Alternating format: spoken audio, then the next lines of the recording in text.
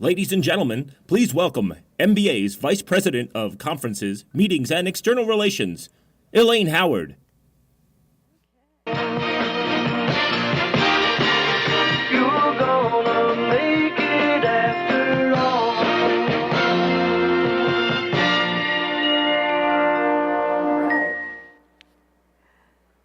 Good morning. In January, we lost Mary Tyler Moore. She was a trailblazer who set an example for a generation of women. It was 1970, and Mary Tyler Moore was no longer playing Laura Petrie as the stay-home mom. She was now Mary Richards, the 30-year-old single woman in Minneapolis with the cool apartment, the eclectic friends, and working in a newsroom. What made Mary Richards different for those of us watching her show was that she wasn't defined by a romantic relationship, and she really empowered women because she did her job really well.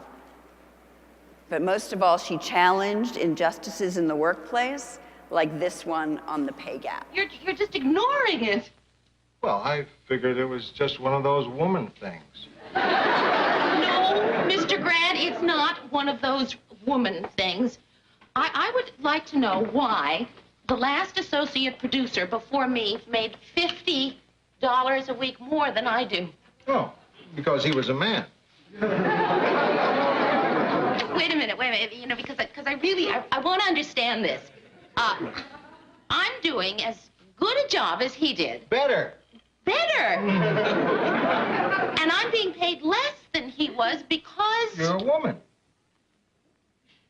Well, Mr. Grant, there is no good reason why two people doing the same job at the same place shouldn't be making the same... He had a family to support. You don't. Now, why don't you come back when you have an answer to that? Well, sadly, we're still fighting that fight 40 years later, but you should know Mary did get her $50 raise. She may not have shattered the glass ceiling back then, but she sure opened the door for millions of women who followed her through that door. Mr. Grant didn't like spunk, but we sure did. And I know the women in this room today, they have spunk, and they're also trailblazers. Trailblazers like Dr. Tracey Wilen, who's now coming up next to present on gender and generational leadership. Trailblazers like Susan Stewart, the CEO of SWBC, who's a sponsor of this session, along with Essent. You heard from Susan earlier in the panel, so you know that she's passionate about our issues. She sits on not one, not two, but 3 MBA boards. Her generosity and her leadership is legendary, and that is why every time we ask Susan to step up for us, she never hesitates, and she always asks what more she can do to move our agenda forward. Please welcome Susan Stewart.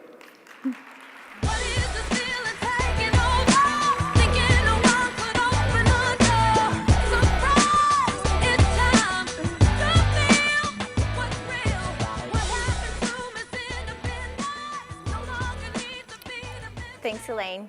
Hi, everybody. I cannot tell you how much fun this is. I have never been able to attend an mPower event. I've been so impressed with everything about it, and it's just that my schedule, somehow or another, I never was smart enough to be able to organize it so I could attend.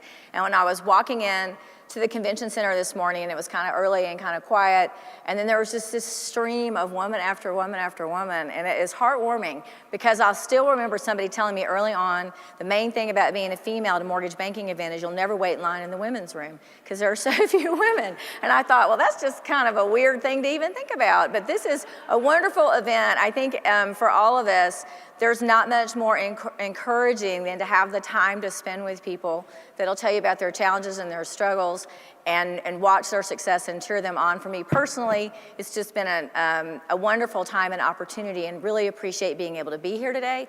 Being able to be a sponsor today is great. SWBC Mortgage is a company out of San Antonio, Texas, as you guys heard, a 28-year-old. It's really 29 years old. I've been there 28 years. We work in 35 states, typical retail mortgage banking. We've got at least, I think, 2 tables of sort of awesome SWBC women here today, which we're really happy about having them participate in this event. And I'm just delighted to be able to introduce the speaker to you, the next speaker. Dr. Tracey Wilen is a prominent thought leader and speaker on the impact of technology on society, work, and careers. A former visiting scholar at Stanford University, she's held leadership positions at Apple, HP, and Cisco Systems. Tracey was an adjunct professor for Bay Area colleges, teaching classes in businesses, technology, and women's workforce topics. How appropriate. She's authored 11 books, including her most recent book, Employed for Life, 21st Century Career Trends. Dr. Tracey was named San Francisco Woman of the Year and honored by the San Francisco Business Times as the most influential women in the Bay Area business. Tracey spoke at an mPower event at the NBA's Technology Conference earlier this year, and we're so pleased that she could be here with us again. And please help me in welcoming Dr. Tracey Wilen. This girl is on fire. This girl is on fire. Thank you very much. Woo, I am on fire. This place is on fire. I am so happy to be here talking about my favorite topic in the world, you, women. And I cannot do it from up here. We have to get close. Thank you very much for including me in today. I am going to share with you some interesting research that I did a few years ago with my team. And the intention of this research was really because we saw changes in the marketplace between women and men in leadership. In fact, they were publishing skills and characteristics and attributes of what modern-day leaders should be about. And I said, this feels a lot like women. Let's go out and do some studies. So we did 2 studies.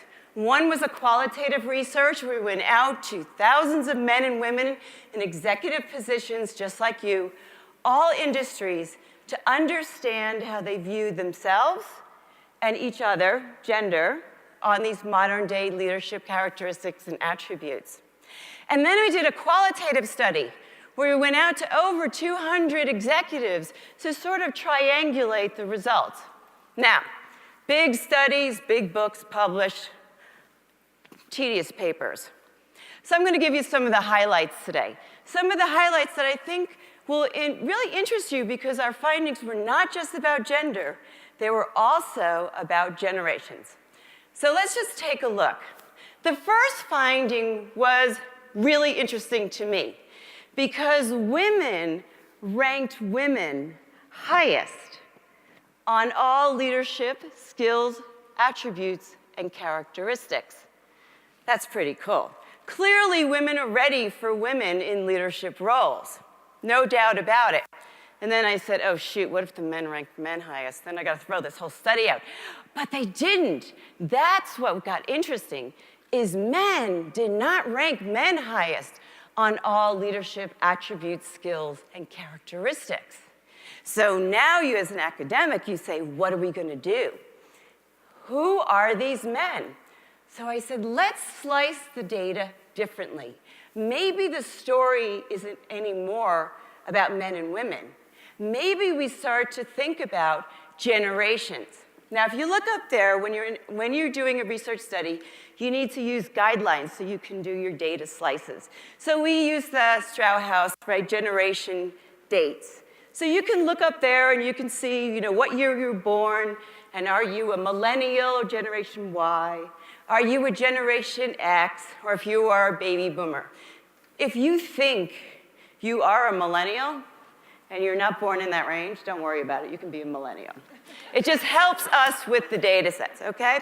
So now what happens when I slice and dice the data? Well, number one was we found that our generation X and Y, men were pretty much gender agnostic. So now we're talking guys about 56 and under, really were scoring leadership with a different lens, actually no lens about gender. It's about who is a good leader and what is a good leader. Very fascinating. So you say, okay, And it kind of makes sense if you think about it. Generation X and Y millennials, a lot of them had dual working parents. A lot of them had single parents, working. A lot of them grew up in blended families with many parents and grandparents working. Very, very different dynamics. So no wonder they see the world differently. So then you say, okay, well, where are the differences? Aha, it's the boomer men, right? That age bracket, okay, was it 57, 58, up, saw differences. Well, that was kind of interesting because a lot of these men today are actually running firms still at this older age, more seasoned age. So what do they think? Because a lot of us have to actually deal with a lot of these individuals at work in leadership roles. Well, our boomer men said, women excel in communication skills, mentoring, coaching, empathy, collaboration, and inclusiveness. Sounds pretty good to me. Yeah. They said, but men excel at quick decision-making, vision, and strategy. Women, they said, have people skills. Sounds good to me. But men are confident and they take risks. So I thought about that. And I said, I remember this show. I'm thinking about this quick decision making. And I'm thinking about this show, and you younger people, it's off the air now, 30 Rock, but you know Alec Baldwin, Tina Fey. Let me just tell you the storyline about 30 Rock. It's all about Jack Welch and GE, isn't it? It's a spoof on the boomer, masculine, right, command control, Jack Welch leading firms. Many boomer men actually looked to Jack Welch as their mentor, their idol, right? Quick decision making, fire people on the spot, get people going, right? And Jack Welch, or in this case, Jack, Alec Baldwin, is always mentoring Liz Lemon. Remember Liz Lemon? She's the up-and-coming producer who works for him, and he wants her to become him. So he's always giving her advice. So here's a piece of advice about quick decision making. Because Liz, you really got to learn how to make quick decisions, like how to fire people really fast. Fire her, and don't ever make me talk to a woman that old again. I can't fire Rosemary. Yes, you can. It's easy. Observe. Jonathan, you're fired. What? No! Of course, now number one, you would say, you can't do that anymore, right? So, right, legacy systems, right? You can't do that if HR, is HR in the room? You can't do that anymore, right? But they used to do that in those days, right? Fire them. But, you sit back and you say, well, what's the context of a boomer male? Or a boomer female even? What did you grow up in? What was the world then? Well, it was Leave It to Beaver for many of us, for many people. It also was military rules, command controlled, and hierarchy. And so the world, many men would say to me, Tracey, I worked in an environment, there were no women. They just didn't have them at work. They were at home, and that was the different domains that we had. So we looked at that and said, okay, we just put it into perspective. Generational differences do come into play when you're looking at leadership, right, and management. Okay, but we say, you know what? Today is different. It isn't about necessarily command control anymore, is it? Today, it's all about being in the business of people. And I would say, as we saw from the results, is that women excel in the people business. And so many of these systems that we're seeing of the past are sort of going to the wayside as we have moved into a new world, a modern world. And leadership today is about relationships. It's about teams. It's about collaboration. It's about empowerment. And it's about trust. All the things that women ranked the highest in. So power to you. Okay, however, many of the women that I interviewed and the executives I interviewed, both male and female, said, one of the things that set me apart from my counterparts, from the pack, both male and female, was when I took a risk. And so I think of those different attributes and skills that the boomer men rank themselves higher on, there is a learning there for us as women. Is, as you heard in the panel this morning, is that 20th century skills and leadership is also about taking risks. Let me just pop this here, excuse me. Okay, so as many of the women said on the panel today, that what's created them, and actually triangulates with our qualitative study, is that women moved into leadership roles because they said that calculated risk was highly valued. And I think a lot of us are nervous about that or not comfortable in projecting it. But I'm going to re-emphasize that it is a calculated risk. Number two is entitlement is out. Many people, and I remember, prided ourselves at being at a company for a very long time. Because the longer you were at the company, the more likely you were to be promoted. You were entitled to that move. But that is changing today. Today it's a little more about contribution and continued performance. Sponsorship, as the women mentioned this morning, is key. It is what about people say about after you leave the room, having people wanting to see you and help you move ahead. And also about seeking visibility. Visible projects. And I'm just going to add my own little tidbit in here about visible projects, because you can volunteer for a lot of stuff, but not all of it is visible. So you may want to double check and triple check which is the right project for you to pick, because they could all have visibility, but you want the one, right? You want the one that's going to separate you apart from the rest of the pack. We also asked, at what age will you be a leader?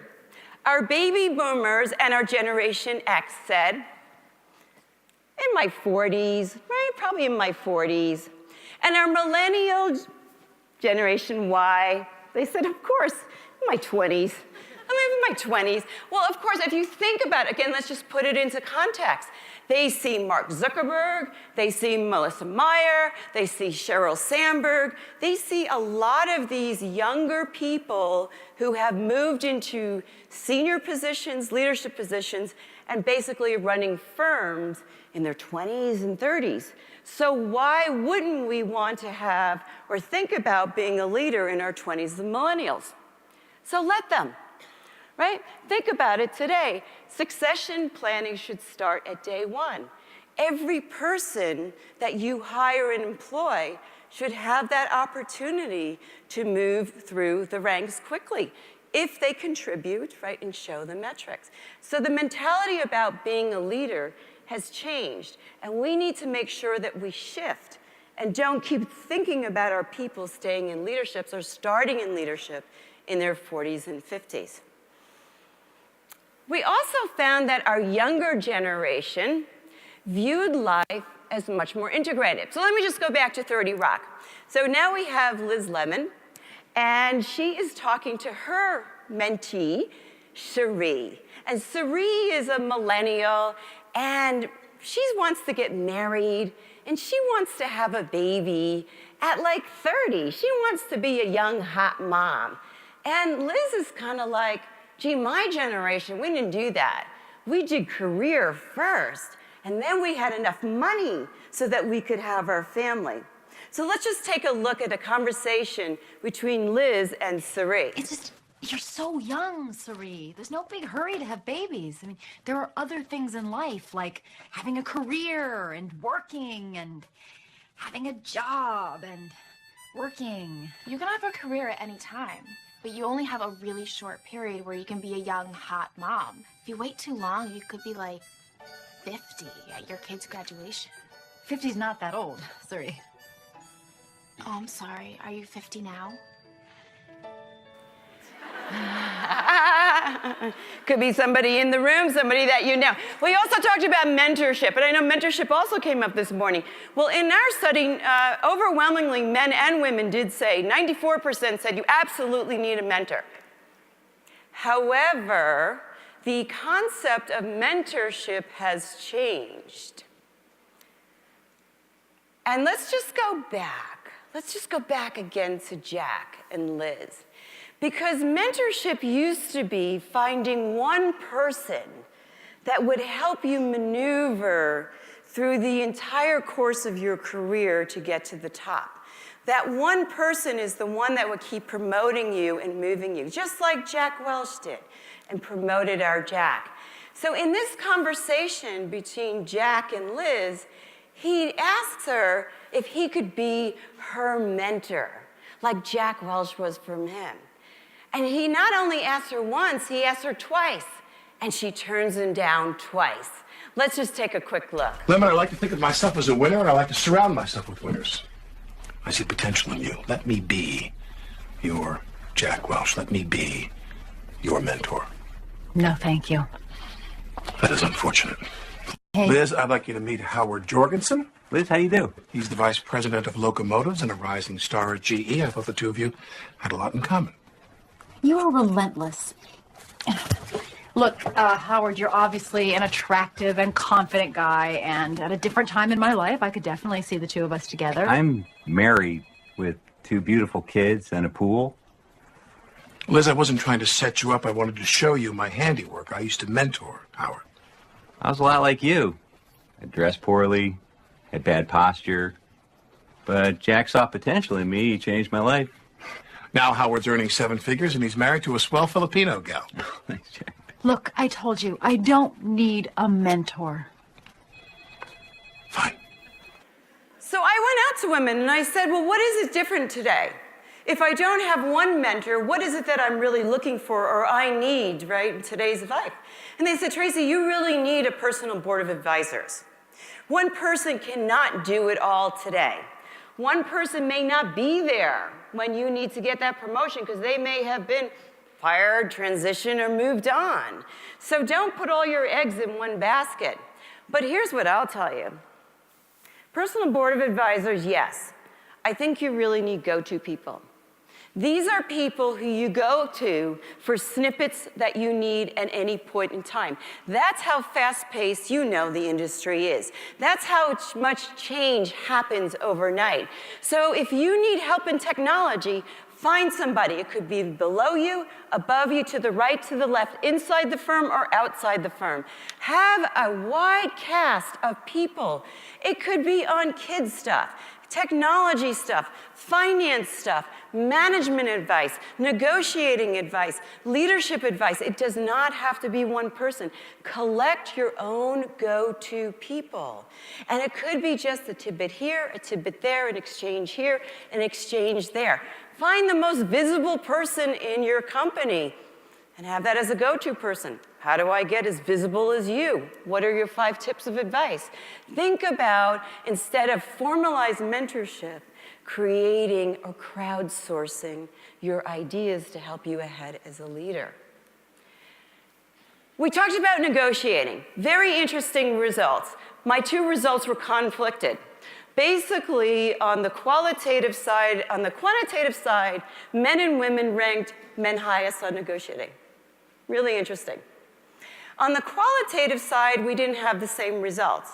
In fact, women rated women 85% as more successful in negotiating than men. So then I said, wow, this is really interesting. I wonder what's going on.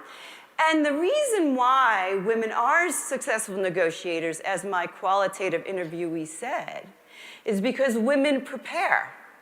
Women listen. Women collaborate. Women solve problems, and women see the big picture and the win-win, which you know today in a very volatile environment is critical, right? The win-lose, whether you're negotiating over patents, global deals, large financial, right? It's more about understanding all the players now and creating success. But I still didn't understand why I had conflicting results, because most women said, you absolutely want a woman at the table for any major business negotiation for these reasons. So I went back out and I asked them, is it the word? Someone mentioned today networking as a negative word. exactly the same thing. I went back out and said, is it the word negotiating that may have skewed my quantitative study?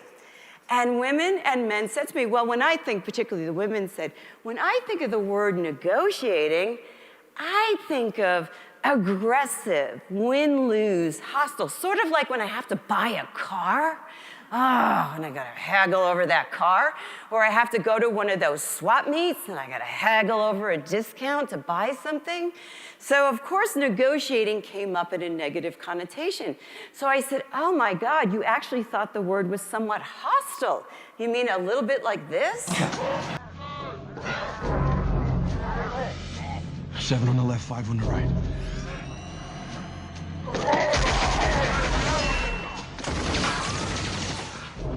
4 on the right, 2 on the left.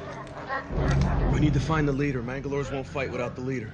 One more shot. We start killing hostages. That's the leader. Send someone to negotiate. I've never negotiated. You mind if I try? No, sure. We're sending somebody in to negotiate.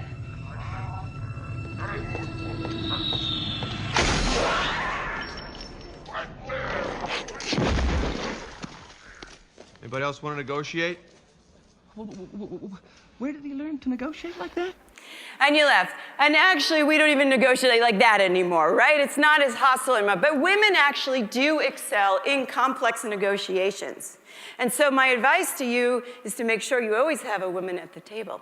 But our findings also found that overwhelmingly people said women do excel in business negotiations and complex negotiations. However, they don't like to negotiate for themselves, particularly when it comes to raises, titles, promotions, and job moves. So let's think about this. And really, I want you to think about this, whether it's for yourself or for the team that works for you. A performance review, whether you have it annually, whether you have it quarterly, whether you have it monthly, or whether you have it daily, is a celebration of you. It's celebrating all of the work that you have brought and the accomplishment to the firm. So this is not a negative experience. This is a dialogue. And if you're going to have this dialogue, you need to prepare for it. So what's the best way to prepare for it? Well, let me tell you what I would tell my employees. Every day, I want you to write down one metric, just one metric. Tell me something quantitative that you did for our organization, right? Did you bring in a new customer? Did you bring in excess sales? Did you develop a new process? Did you cut costs? Write down that quantitative figure, and in 365 days, in the year, you'll have 365 metrics. Add them up, it's a big number.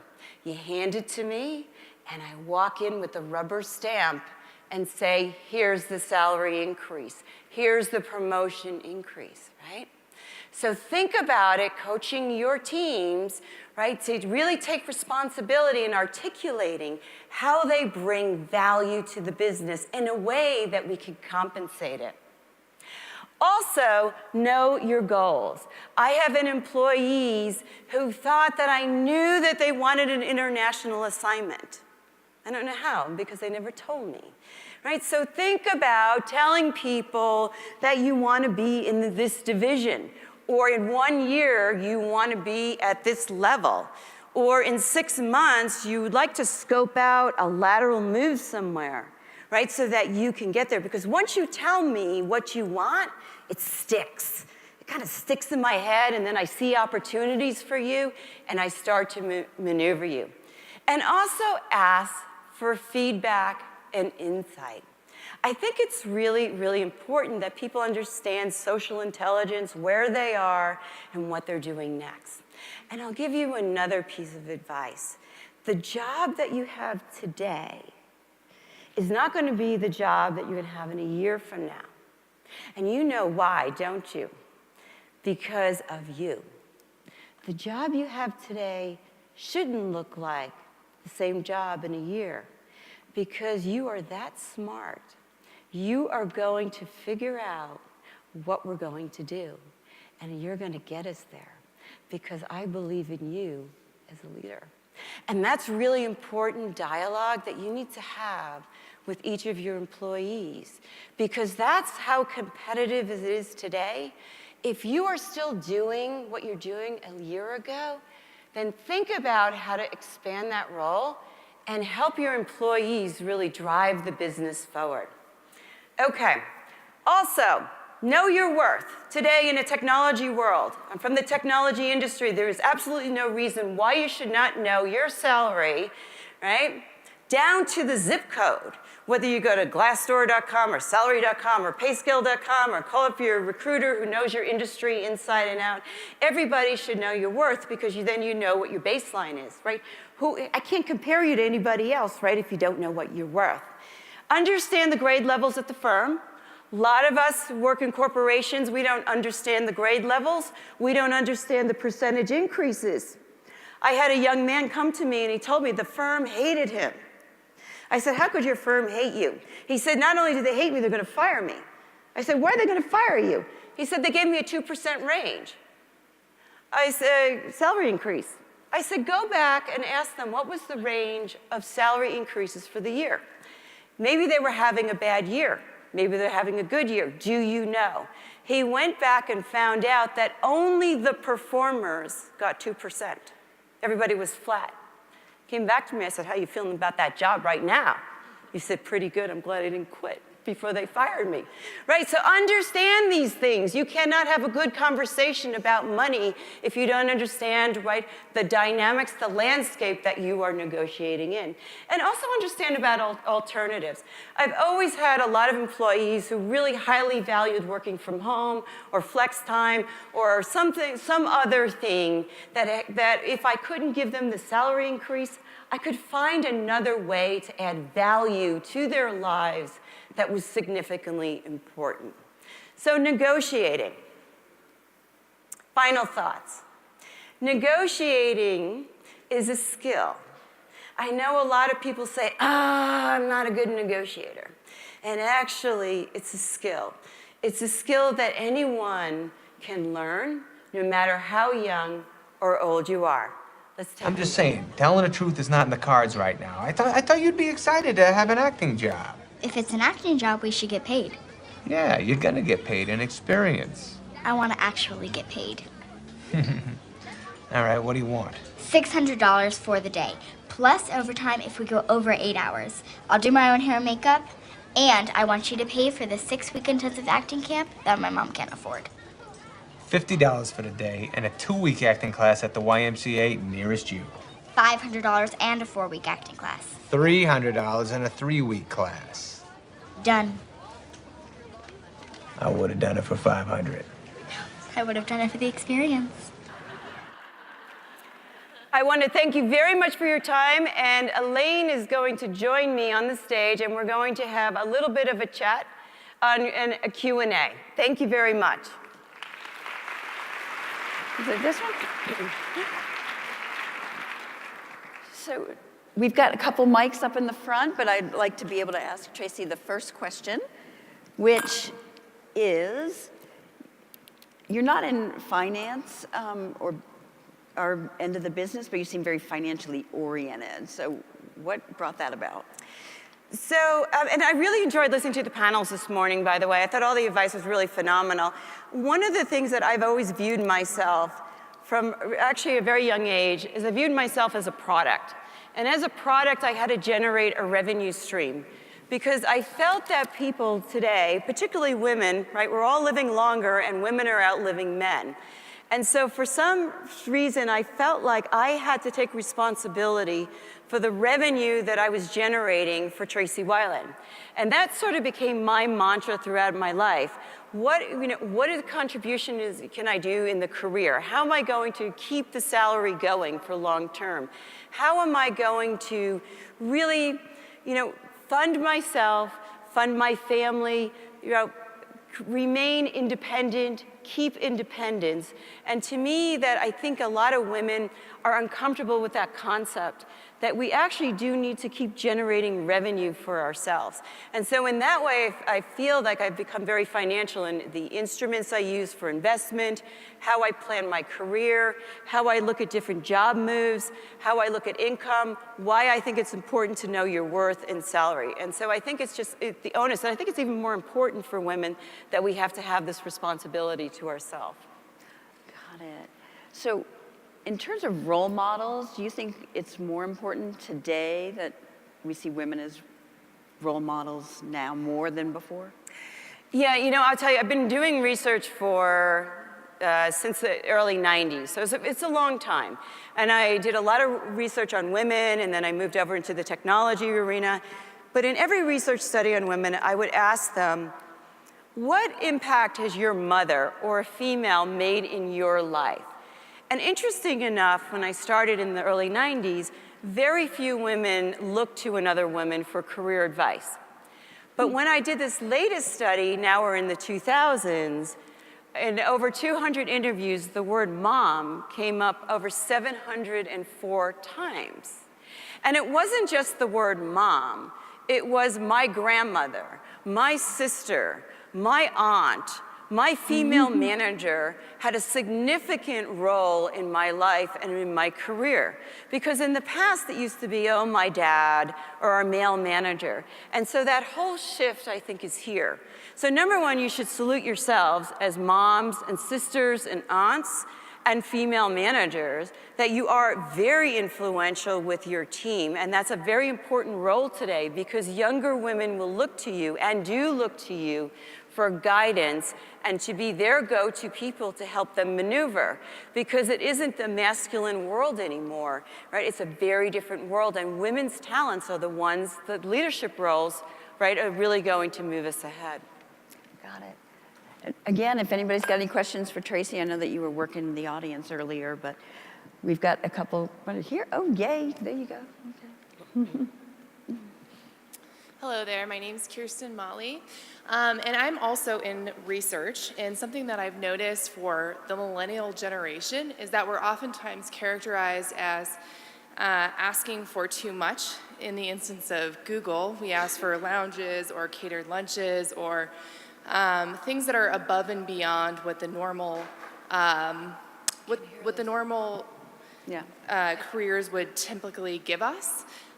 So when you're saying that we should, ask for what we're worth, measure our metrics when we're asking for raises, what are other things that millennials can really give and bring to the table when we're asking for more, beyond what we're typically seen as asking? Okay, so it's really hard to hear the question, I just want to say that. So I think you're asking from a millennial point of view, what are some of the tips and pointers and advice? Beyond just measuring our metrics and giving them to our superior.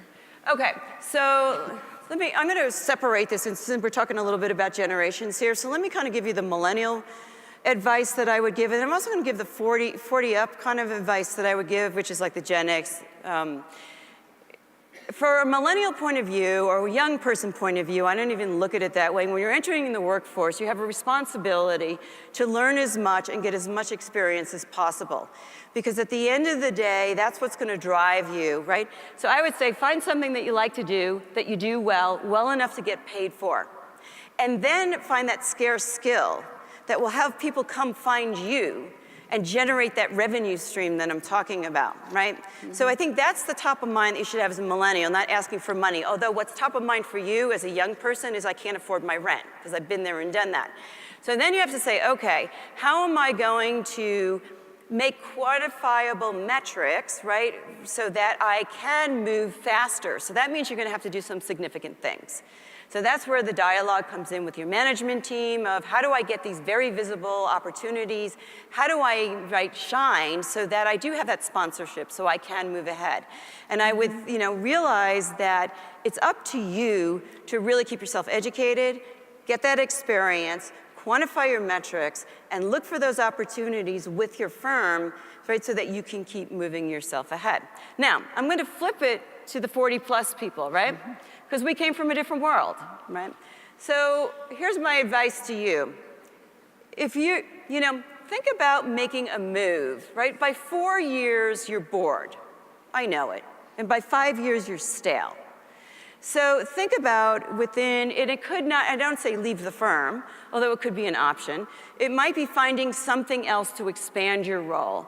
Because if you're still doing the same thing, you're not growing. And today it's too competitive not to grow. So I would say, because a lot of us in more seasoned roles, there's sort of this expectation that we have to keep growing every 4 years or look for the next opportunity. Now you millennials, you're gonna say 4 years is too long for me. You want to change every 2 years. And at the pace today, that could be, but you have that responsibility to really make sure that you're proving yourself and not just, saying, I'm a really good person, hire me or promote me. So that would be my 2 pieces of advice on what to do there. Scarce skills. Highly valuable scarce skills are very handy to have. Recruiters love scarce skills. And you can command, right, a higher salary or income if you're different from the pack. So think about that. Tracey, when we were together at the tech conference, I remember you talking about a career selfie.